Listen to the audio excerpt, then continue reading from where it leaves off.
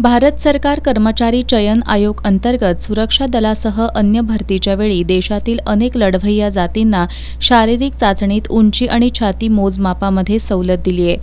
परीक्षा अर्जात याबाबतीत स्पष्ट उल्लेख करण्यात आलाय. लढवय्या समाज म्हणून मराठ्यांना शारीरिक चाचणीमध्ये दिलेल्या सवलतीसाठीचे दाखले देण्याचे अधिकार तहसीलदार, प्रांत, न्यायदंडाधिकाऱ्यांना देण्यात आलेत. मात्र हे दाखले देण्यात संबंधित कार्यालयाकडून त्रुटी दाखवून अर्ज नाकारले जात आहेत. यामुळे मराठा समाजाच्या उमेदवारांवर अन्याय होतोय.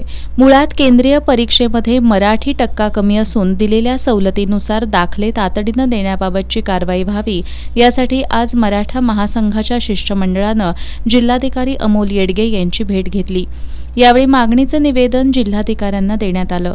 याप्रसंगी मराठा महासंघाचे राष्ट्रीय उपाध्यक्ष वसंतराव मुळीक, जिल्हा अध्यक्ष शशिकांत पाटील, बाजीराव खाडे, जिल्हा संघटक उदय देसाई, प्रकाश पाटील, संतोष पाटील, धन्वंत दाफळे, विद्यार्थी संघटनेचे प्रतीक साळुंखे, डॉ. लक्ष्मीकांत नलवडे, अवधूत पाटील यांच्यासह कार्यकर्ते उपस्थित होते.